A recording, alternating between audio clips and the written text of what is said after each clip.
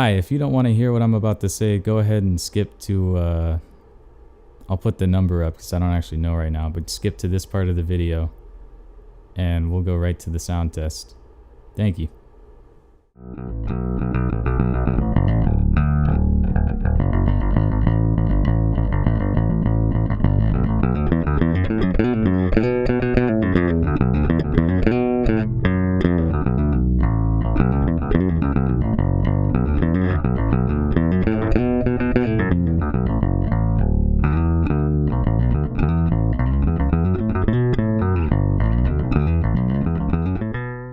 Sometimes there's a bit of an elitism in the bass player community when it comes to playing fingerstyle versus playing with a pick.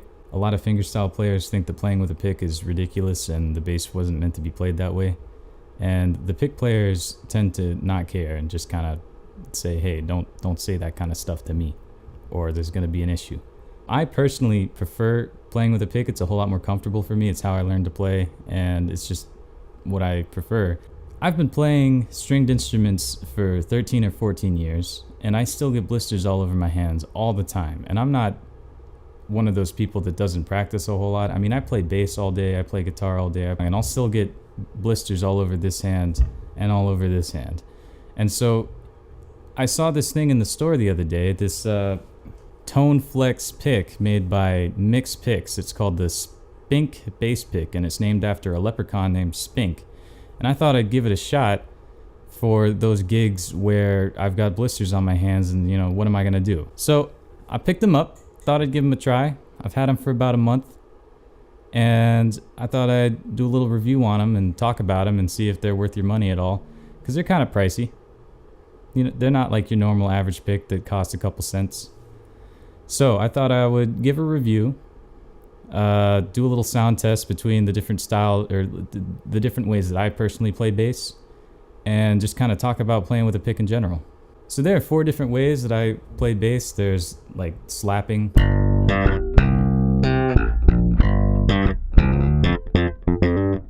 then there's one finger style way that I do where I use my thumb and my index finger as opposed to doing the 2-finger kind of approach, and that kind of sounds like this.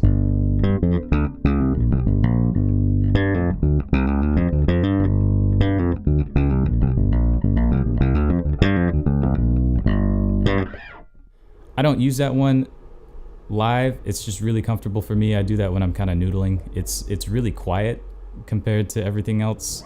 Then there's the fingerstyle way. And then I play with a pick, and there's different kind of picks that I use. 9 times out of 10, I'm usually using these little thumb picks. They're made by Herco. They're Herco heavy picks, and they're really cool. They're like thumb picks, but they look like a pick. They're kind of shaped like a normal guitar pick would be shaped. And the reason why I do that is, 1, I'm not going to drop it, and 2, when I'm like really getting into it, I use a lot of arm, and I really like to kind of like hammer my thumb into it and then slingshot it back, as opposed to really kind of fine-tune controlling it with my fingers. So I don't have to worry about it slipping, I don't have to worry about dropping it or anything like that. And if I want to switch to doing a finger thing, it's actually really easy.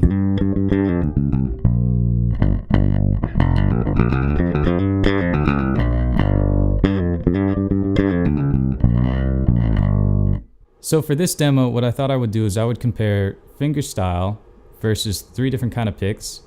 I'm going to do the Spink bass pick so you can see if it sounds like your fingers or not. I'm going to use the Herco heavy pick, which is what I personally prefer using. I really like it, especially live. It makes playing live really easy. And the Fender Extra Heavy Tortex, I think, is the material pick, which I think is what a lot of people kind of turn to. Maybe not this specific pick, but just a heavy plastic kind of pick in general when they're looking for a pick for bass. I'm going to play a riff over the famous Funky Drummer drum loop, and I'm going to use this bass. I'm going to use a fretless 5-string that's actually right over here. It's this bad boy. This is an Ibanez SR1805. That's a Spirit by Steinberger with modifications so that it has the original Steinberger parts. It's a cool bass. I'm running straight into a TC Electronic Forcefield compressor pedal. Then from that it goes into my Scarlett 18920, and I'm mixing in Reaper. I'm probably not going to do a whole lot of edits. Everything on the bass is going to be flat. The compressor is going to be very small. That's just kind of to make sure that there's an equal volume between the different picks and the fingers, because usually when I play with the thumb pick, that's like very loud compared to everything else, and I don't want to bust anyone's speakers. I'm probably not going to post edit any of the audio. I'm just going to leave it how it is, and yeah, it'll be a cool video. Check it out. Afterwards, I'll kind of talk about the different kind of picks and what I think about the Spink, the mixed pick Spink bass pick. Let's give it a go.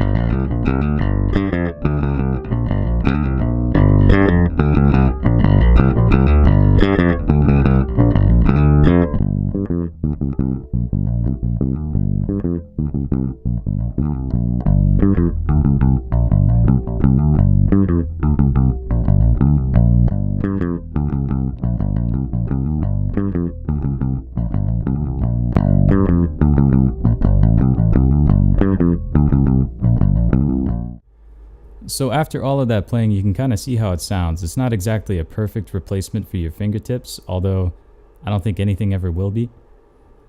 This comparison test could be a little bit fair if what we did is we actually set up the bass so that it could help facilitate that fingertip sound. One thing we could do is we could take the pickup blend knob and point it more towards the neck pickup, and then we could take the tone knob and we could roll the tone knob back, and we could get something that sounds a little bit more like this.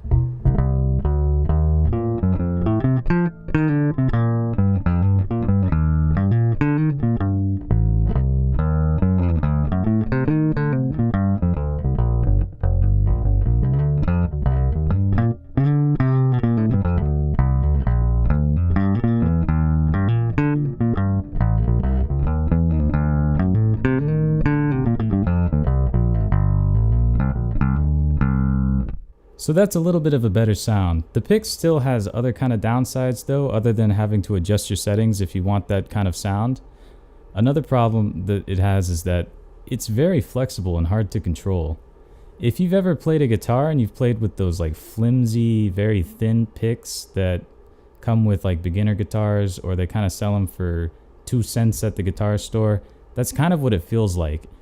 And maybe in this video you've noticed that whenever I try and play something, I kind of have to skip ahead to where I actually play it. It's a little hard to control. I wouldn't try and do anything very technical or fast with this kind of pick. I would really just kind of keep it basic and play whatever it is I have written out. So if I was going to play something like That Ain't My Truck, this pick would work great.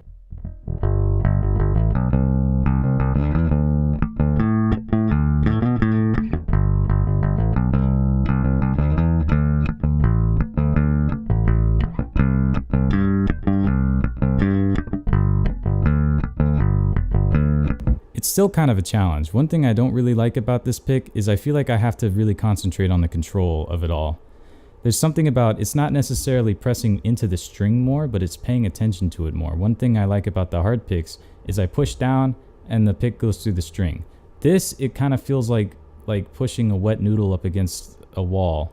It bends. It's odd. It sounds okay.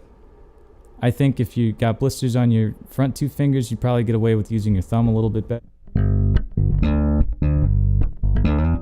If you have that kind of skill in your arsenal, which I don't necessarily have that.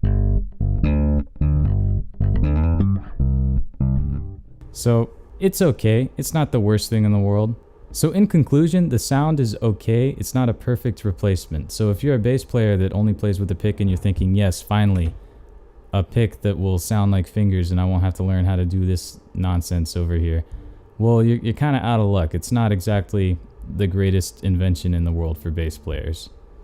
The sound, I think you would most 100% definitely get away with using this on stage, and it would sound good. It would sound okay, because these minute details, the audience can't really hear it anyways, and really only other bass players are going to tell that you're using a pick instead of your fingers.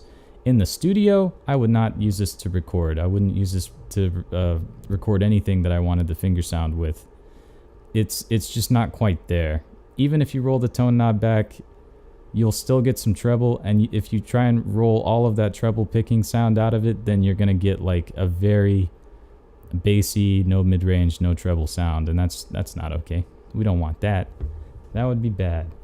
Another thing that's kind of odd about it is there's stuff I feel like I really cannot play using it. If I was going to play Chameleon,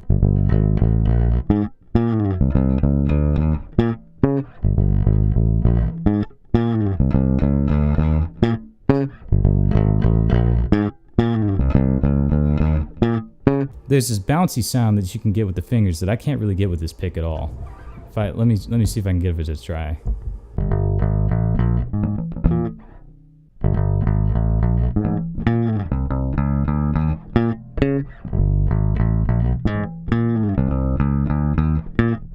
There's something about it. It doesn't sound right to me at all. There's something a little funkier about this.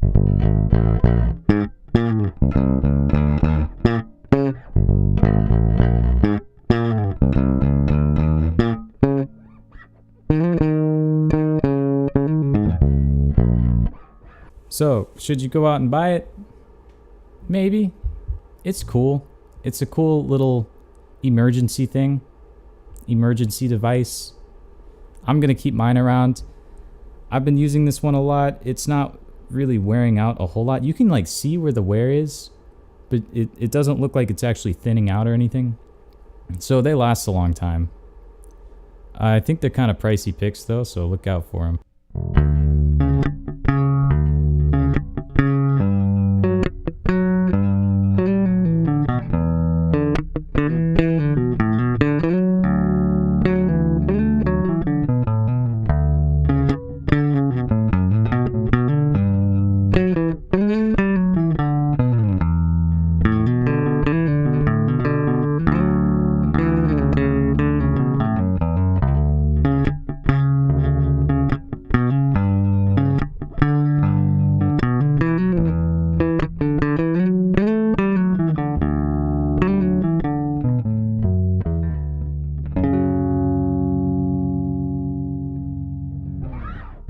If you like this video, don't be afraid to like, comment, or subscribe.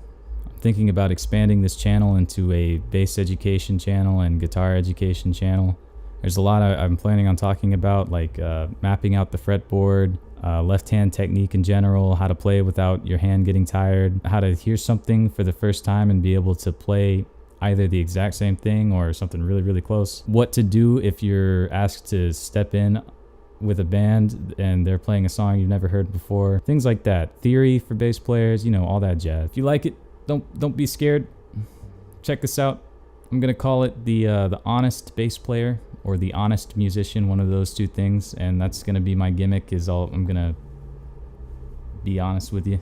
You know, I'll be honest with you. I'm planning on maybe doing 1 video a week, maybe 2. I don't want to push it. It just kind of depends, but I'll be here making videos.